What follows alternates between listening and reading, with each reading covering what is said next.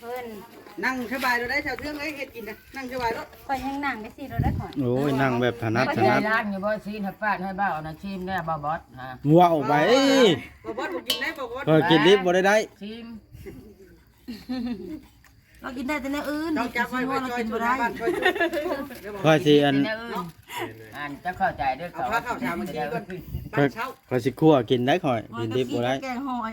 หอยกับกี้กับแกงใส่แกงหน่อไม้บ่ได้เลย ลูกบ่แต่งขันแต่งพงก็เด้ออันนี้ฮะก็บ่ทันฮู้เนาะเพื่อนบ่เลย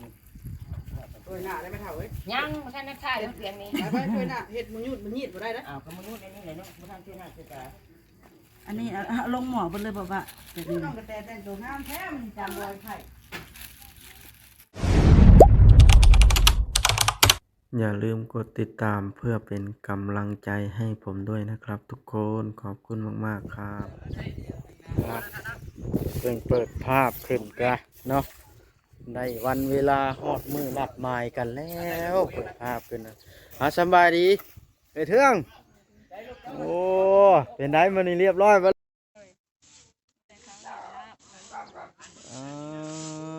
จ้ะ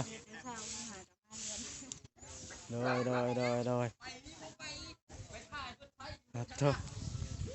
ฮอดวันนัดหมายช่างเวียงจะไปใช้อะนะเอาเลย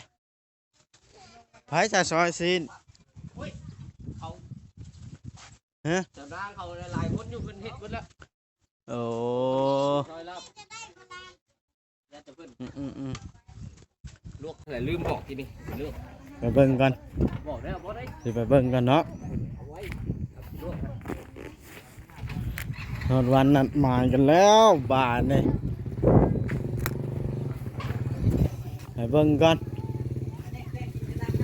วันไหนแต่งกินตั้งหากโอ้ใช้น้องแต่บ่ได้ความมาบ่เดี๋ยวนี้เจ้าอยู่เอาหลานโอ้น้องตุ๊กมาเป็นบ่น้องตุ๊กอันนี้อาสบีได้เด้อเบิดสุคุณเอา เอาต่อซอยอย่าอันนั้นได้อย่าลวกได้ตับมันฮะ น้องตุ๊กเฮ็ดกินบ่น่ะ แม่น โอ้ดี อ๋อตะถึกมันล้นแล้วฮะยังบ่ลอยดิน เจ้าบ่ใช่กระชามดำนะมันชิ้น ปัด หลายเนาะใช้ผู้ซอยนะมีสำนี้บ่ กลางเลี้ยงยังแบบน้ำอยู่ เคียงคืนค่ะ เคียงตั้งแต่เอาความมาแล้ว มาเด้อ เอ่อต้องเอาส้นไม้ ได้อยู่แล้วบ่บ่ใจเย็น โอ้ ๆแห้งเต้าอยู่ เพราะอาจารย์ใส่หลายคนนะเอาส้นไม้มันก็ล่างกับคักแค่ได้หาแต่เก้าเขาไม่ได้เอาส้นไม้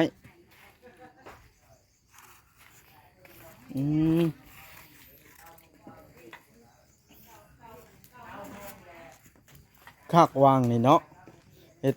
วางล่างถ้วยล่างบวงลายถิ่มแล้วเฮือนตัวนี้ก็มั่งเฮ็ดสวนพักเลยวางนี่เนาะ แม่ วางนี่มันเป็นเฮือนครัวอยู่แล้วเด้ ๆเราหลังคืนนึงไปกับเราหลังข้างนอกนี้ แม่นแล้วโบราณอยู่แล้วคันมุงจ้อยออกจักหน่อยแล้วดาวไพ่อยู่นี้ละถ้วยอยู่นี้แล้วโบราณอยู่ไหนนะ ในมันมืดเนาะมันอูดมันใหญ่ ยานมันอูดเทือนงามโอ้พี่น้องเอ้ยโต๊ะนี่วางบ่ได้ถึกสูตรได้นี่เพิ่นว่าแก้วยังบ่ได้ปัดขี้ดินออกอันนี้ก่อนจะเฮ็ดแล้วค่อยบ่ได้ปัดวานนี่นี่พี่น้องเอ้ยอุปกรณ์ข้าวปุ้นข้าวปาด น้ำขุ่นไป โอ้ใครอยากกินบอก เอาไปสิเห็น บอกเด็กๆเด้อใครอยากกินได้ได้กระปุ้นนะ เพิ่นหมอกว่าง่ายน้ำขุ่นกะ เสียชาเรืองแล้วกัน เติมกับหญ้าขาวอุ่นครบ เพิ่นว่าให้มาเปิดมองเยี่ยมเบิ่งมันสีติดพี่น้องเอ้ยของแนวสีบ่แห้งแล้วอัดมันละสีติดเนาะ มันเปิดบ่ได้บ่ ฮะเพิ่นเปิดบ่ได้เพิ่นบ่เคาะเด้ อ๋อ มันสีเพิ่นบ่จักว่าสีมันติดหั่นนะ มันยังนั่นอยู่โอ้ยบ่ป้องอาทิตย์มันก็เปิดง่ายแต่ชอบมึงกว่าสิเฮ็ดแบบร่วงๆนะบ่ได้ บ่เพิ่นบ่จักว่าสีติดนั่นเด้มาเปิดมันสิยากหยัง มันสีมันยังเหนียวเด้พี่น้องมันติดขอบมันเพราะว่าเฮาเฮ็ดแจบไว้เด้ยามมันเหี่ยวแล้วมันร่วง ประสาททานเอาดูอย่างละปานใส่แม่ คักบ่ซีนนี่ซีนงัวน้อยเด้นี่ น้อยบ่ แม่น ขาสดๆใหม่ๆนะครบใหญ่ ผ้าไหม เอามาแต่ในเมืองคุณบ่ เพิ่งเฮ็ดโทรสั่งเขา โลเท่าไหร่บ้าง โลแสนเท่าไหร่แสน4แสน5นี่แหละ จำกันกันบ้านฮะเท่ากันบ่ปะมันมาแสนหกขึ้นไปเกิน150,000 แสนหางัวมันขึ้นเลยแต่9แสน4อีกได้ งัวผู้ใดกินนี่ โอ้ได้ยอดดีน้องกระตุกใช้น้องกระแตนะเอาลานบ่โอ้ดี จานบอยเด้ เฮ็ดกิน ยังบ่ใส่เสื้ออ้ายนะ ใส่เชื่อได้จานบอย เอาแล้วอันเด้ ปูนี่ก็พอได้นั่ง ลุงในบ้านเราก็ยังบ่ทันได้อันเปลี่ยนเสื้อซ้ำโหสิได้เวลาแล้วได้พอเอ้ย มากินซอยจุได้ แดงนี่ มากินซอยจุเมียกินแทนบ่ได้ได้ของแบบนี้ เรามา มีดอกมีดอันแบบจะมันเผาผู้สิเสื่อมแล้วกันนี่จะทำไปจะท่าบ่มีดาวท่าบ่มีอันรัก น้องตุ๊กกับซอยเป็นคือกันเนาะ เป็นน้องตุ๊กมีเฮ็ดกินเป็นนะ ว่าเราเจ้าท่าพูดบ่ได้ดอกเพื่อนมีใครท่าเด้นี่จะช่วยง่ายช่วยน้อยๆอีกล่ะ นี่โบอันนั้นมาจากโตเอ็นมันอันนั้น มัน เอ็นมันเดี๋ยวจะไปซอยใส่ไหม เจะฮีดออกเอ็นมันนะ ออกมันบ่ได้ มันสิหย่ำคาแขว ใช้อันงั้นเอ้ย แต่ว่านี่บ่ได้นี่ มีหม้อแล้วเจ้ามาคว้าเพียใส่หม้อแล้วไปตามต้มกันน้ำมันอันนั้นนะ เต้น เด็กเฮ็ดแป้งต่อใครเลยนะมันสิเอาเพียไปขวบอู้ให้เราลืมแบบมันสด บ่หม้อน้อยกว่านี้เด้ น้ำหวานนี่เต็ม นี่เนี่ยหม้อตัวนั้นกันล้างแกะใส่เอาผ้าปาดจวาดรถแกะยัง เดือดเราห้ามเยี่ยวมีเอาอันลวกแล้วมาขูด มีเจ้าบอกเทือง โดย ย้ำมาน้องตุ๊กเอ้ยซอยกันซอย แดงคือต้องเพชรครับไม่ได้เพชรว่าน้ำกระพุ้นนะกระเบื้องชุดจะเพชรนะ ลองให้บักทิ้งซิมึงดู คือสีแดงไงนะ แดงที่ซื้อ อ๋อ แม่ว่าเฮ็ดให้สีชันน่ากินบ่มีลูกพร้อมบ่เด้อนี่สุพรรณโอ้มันให้สิ้นใหญ่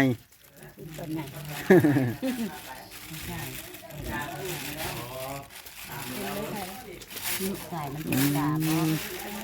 คือว่าสดเนาะไม่ค่อยเห็นน้ำลายไหลเลยชิมก่อน มัดแขนให้เพิ่น นั่งสบายเราได้แถวเทื่องเอ้ยเฮ็ดกินนะนั่งสบายรถ ก็ยังนั่งได้สิเราได้ก่อน โอ้ยนั่งแบบถนัดถนัด ร้านอยู่บ่ซีนให้ป้าให้บ้าเอานะชิมแน่บ่บอสฮะ ว้าวไป บ่บอสบ่กินได้บ่บอส ก็กินดิบบ่ได้ ชิม เรากินได้แต่ในอื่น ต้องจับไว้ไว้ เรา ช่วย กิน ช่ บ่ วย ได้ บ้านช่วยช่วย ก็สิอัน เนื้ออื่นอ่านจะเข้าใจเด้อ เอาผ้าข้าวสารมากินก่อนบ้านเช้า ก็สิคั่วกินได้ค่อยกินดิบบ่ได้ แกงห่ออันหอยกับกี้กับแกงใส่แกงหน่อไม้บ่ได้ บึกบ่แต่งขันแต่งพงก็เด้ออันนี้ฮะก็บ่ทันเฮ็ดเนาะเพื่อนบ่ได้นี่ ช่วยหน้าได้ไหมเท่าเอ้ย ยังบ่ทันได้ค่ายเสียงนี้ ไปช่วยหน้าเฮ็ดมันยุดมันยีดบ่ได้นะ อ้าวก็มนุษย์อันนี้แหละเนาะบ่ทันช่วยหน้าช่วยตา อันนี้ลงหมอเพิ่นเลยบอกว่า น้องกระแตแต่งตัวงามแท้มันจำรอยไข่ เห็นแบบทุก เอาร้านพี่น้องเนาะ มันยัดไม่หวัง ตัวนี้แล้วจังข้างน้ำลวกเนาะลวกแล้วจังซอยมันบ่เป็นอันนี้ จะขุดนี่ขุดนี่ขุดมันจะงาม หนังมันในซอยเบิ่งดูค่ะมันนั่น นี่ นี่ นะ นะ เขาขุด ซอยแล้วหนังก็ได้มัน น่ะเอามาหมอกง่ายเนาะ มันออกนี่นางได้นี่นะลูก อื บ่ออกนะ ม มันตั้งได้ออกแล้วนำไปล่างแม่คัก แล้วจังจะเจ้าหลายคนอยู่เนาะ ๆเฮาลวกก่อนจัง ซอยเพิ่นเด้อน้องตุ๊กเด้อสิพาเมื่อ เจ้าเฮ็ดซอยก็ได้นะเฮ็ดซอยกันแม่คอยมาแต่เด็กๆก็ได้นี่ค่ะ กล้องเพิ่นว่านี่คอยเราคิดว่ามีตั้งแต่ขาเพิ่นตั้งไว้คอยเราบ่ได้แงนขึ้นเบิ่งคอยสิจับไปละวันเดียวโอ้ยขอโทษคอยบ่ได้ว่ามีโทรศัพท์อยู่เทิงๆแล้วบ่ได้แงนขึ้นเนาะบ่อยากนั่งกล้องหั่นนะเราหับทันสิได้วานนี่มีแต่ขากล้องทันอยู่ มันคิดว่ามีแต่ขากล้อง บ่ได้แงนขึ้นยันวันคือถือกล้องอยู่ซั่นดอก โอ้หลายเติบอยู่แล้วเป็นลาบซอยเบิดนี่เนาะทั้ง หลายเนาะ นางอ่อนกับมันกินอ่อนอยู่ซอยรสเนาะลาบผักไหล นักอ่อนไม่ลวกบ่ ฮะ ไม่ลวกบ่หนังนี่ มันสุกเบิดแล้วได้ บ่ได้บ่ลวกเลยอ่ะ มันสุกเบิดแล้วเขาอันลวกแล้วเนาะ มันทุกมันเขาเผาเนาะ แม่น กินมะพร้าว นี่แหละ นั่นน่ะคอยละคิดอยู่แล้วว่ายังมีผู้ซอยๆแล้วเจ้ามาเฮ็ดกินแล้วว่ามาเฮ็ดทำกันซะว่ะ นี่พี่น้องเลยแบบเพิ่นเฮ็ดแล้วจังสิมาตักขั่วบ่ได้กินเห็นได้น้องแต่บ่ความมากินลาบงัวน้ำกันบ่มื้อนี้มากินรถแล้ว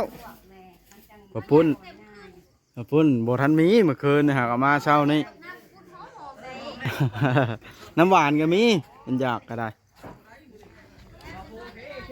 แล้วจังให้เพิ่นนั้นล้างกระซ้ำคักแล้วแก้ลงกระซ้ำกวนใช้กันเบิด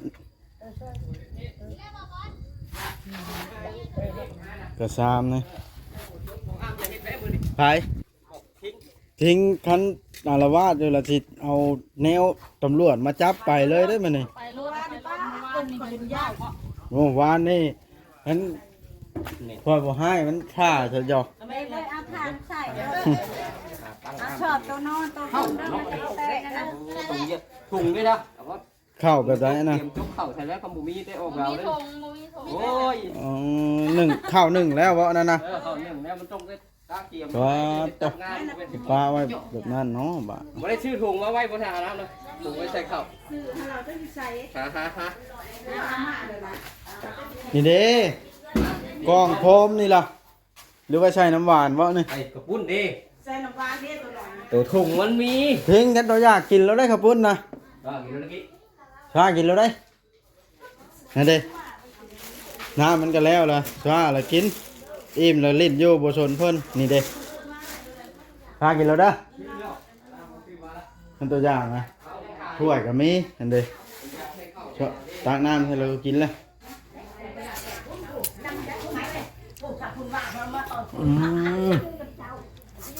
เบิ่งว้าตัวมีแต่บุตรข้าวแก่แนวโฮมเพิ่นมาเต็มแล้วเนาะยเนาะองไว้นั่งกันในป่านั่นนี่จังหวะ อืม ปวดแขนปวดขาอ๋ออันพุกขึ้นเฮือนบ้านเราเอาพุกถือพุด เห็นบนแถวนั้น แม่นหยังบ่มี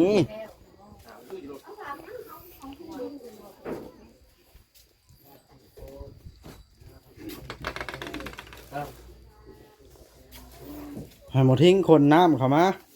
มันกี่กาบ่ อ่ะใช้หมดทิ้งนะไปละลุงมาคนน้ำทิ้งเท่าไหน มันจะหมกกี่กา โอ้เถื่องซองก็ได้ เวลานั้นจะขุดออกมาเวลากินข้าวกินน้ำจะขุดออกมาเอามาชูน้ำชื่อ เข้ากันแต่ยังไม่ย้ายแขกคนมาน่ะมาไว้ทางร้านไปแก๊สมันซื้อมาล่ะว่าที่จะได้มาเดี๋ยวว่าข้าวมุ่งมาในตรงนี้ไ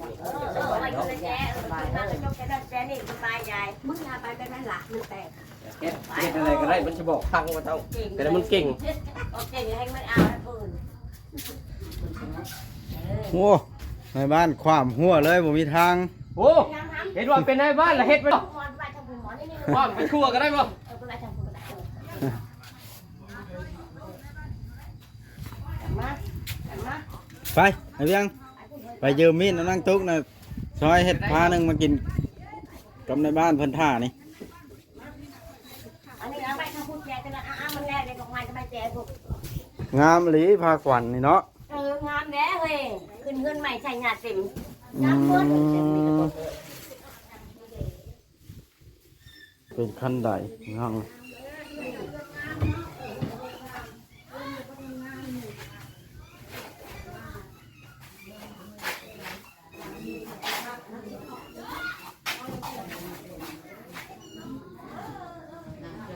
แล้วสิหามตู้ไปพุ่นพี่น้องเลย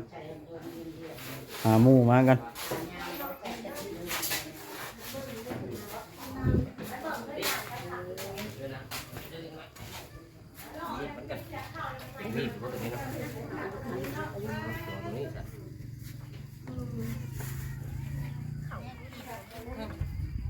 ใช้ถ้วยเอาบ่จับถ้วยมาให้ดูลูกเขา ฮะ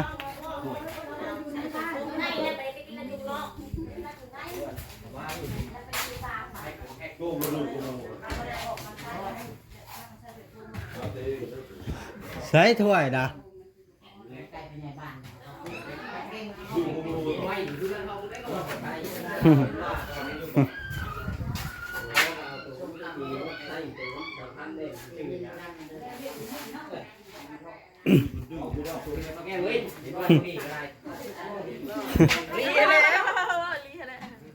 ใช้ถ้วยนะเอาบ่ หาบ่เห็นให้ป้าแก้วหาให้ ได้ยังเอาโคมมาแล้ว เคยโฟมในตู้ เอาไปทางโฟม เอาถ้วยมาปะ เอามาวัด มียังตอนบอกไงนั่นแหละ ยุสู้กันกินเลย เคยให้ในบ้านกินเรามาแล้ว ซอย ไปสู่เพิ่น ขับเพิ่น ดีนะอันความดันเราจะขึ้นนั่นเนาะ ตอนใหญ่นะ โอ้ข้าวน้ำตั้งแต่บ่มาอันนี้ ต้องแต่เอาหลานเห็น มาจกข้าวจกน้ำใส่ถุงแล้วเอานั่งตุกเราซอยบ่ได้นี่นั่งตุกเราบ่อันนั้นนี่เราบ่มีมือสอง เขาชื่อดูหมดให้เนาะชื่อดูโคมเปลี่ยนให้10 กว่า10 กว่าแล้วเขาเอาเสียถ้วยโคมมาไว้ให้ย่านะ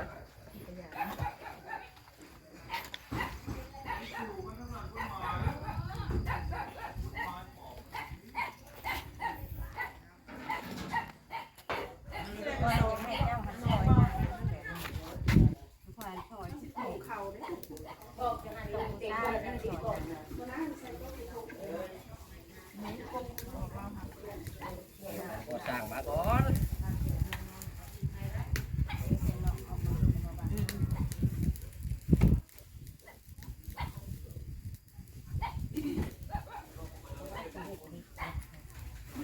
เห็ดแล้วก็ขั่วเอาใหม่ก็ได้แต่ว่า ไม่นี่อันนี้ตรงมันยังมีหวานเราได้ใส่แล้วนั่นแหละที่เราบอกให้ข้างนอกไปลวกก้อน จะมาช่วยแบบมันจะแนวเนาะ ยังมีหวานแน่มันบ่เป็นแล้วได้คนเบิด แช่คือ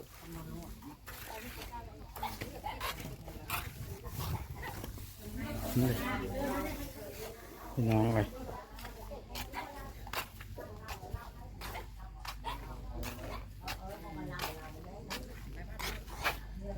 มาแล้วอะไร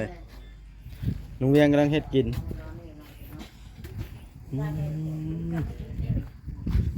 หลายคนมาแล้ว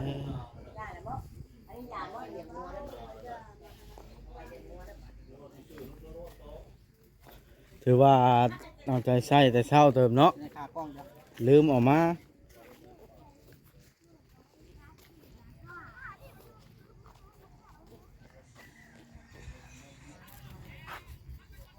เป็นไรอันนุ่มโอนะนุ่มโอเขานะ เฮ็ด โมเห็นบ่ในตูมนะ ตั้งแต่ว่าเช้านี่มาเฮ็ดอันนี้ชอยอยู่หรอกเดือนไปตู้แก้วนี่ โอ้ ถ้าหากไปเช้านี่ ไปแล้ว ให้เราไปใส่แล้วหากไม่เช้านี่มานี่อยู่อ่ะมาเดือนตู้แก้วอยู่ อ่าอืม เดี๋ยวมาจบคลิปก็เดี๋ยว ๆยังเลย